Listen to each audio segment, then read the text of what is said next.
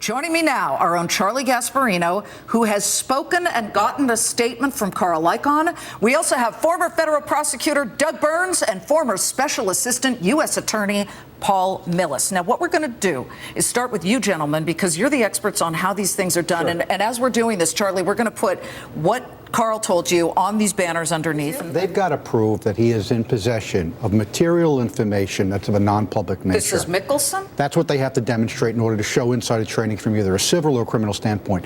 And let me tell you, he may be the weak link according to the government, but we have three players here. Carl Icahn, who is an icon in the business world, a gambler, and a guy who putts in front of thousands of people and millions of viewers on television for the Masters. These guys are going to be cool and calm.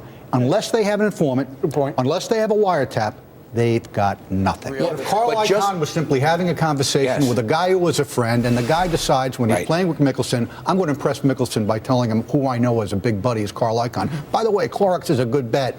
That's nothing. Who cares? That's not violent. That doesn't matter. Exactly. Okay. So is the case blown, Paul? Yes. There's nothing there, I think. But now that it's leaked, is it over? Well, the leaking is bad, and Doug makes a very good point regarding whether or not the government should have done it in the first place, and it probably was the government. Look, we'll have to see.